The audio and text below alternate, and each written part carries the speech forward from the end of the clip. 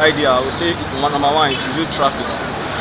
Then number two, it reduces the cost of accident because of the bridge. That's the thing. Because being, for example, when there is no bridge, there is a lot of traffic when people want to cross, stopping bus, all these things, and it may cause accident.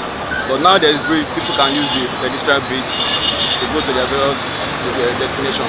And with the road wide, at least you have a better transportation, means of transportation. That's my own thought. This is another great development, in the sense that if this type of project is a very big project that will bring development, that will bring expansion to this place. Yeah. So, what is the benefit of the extension on the left and on the right to the main road? The benefit is that it will even allow the free flow of traffic. Yeah. Flash plan.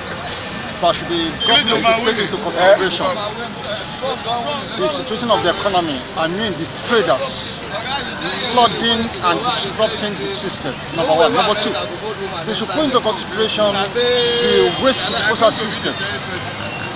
And number three, they should put into consideration the transport union, because they may disorganize everything. Even around here?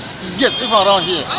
So for the project to be what it is, it should be monitored. And concerning the quality, I think the government should dispatch more quality controller to monitor the Chinese people doing the work. Because I've seen one mistake or the other. I'm not an engineer. I've seen one mistake or the other that I can even confront to the government. But it's embarrassing. It's a good project because if you reduce the traffic jam, everything on the road. Yeah, you can see all these commercial buses parking here, they are recycled. That was a good construction. I love it. It's good. You think it will reduce traffic? Yeah, it will reduce traffic.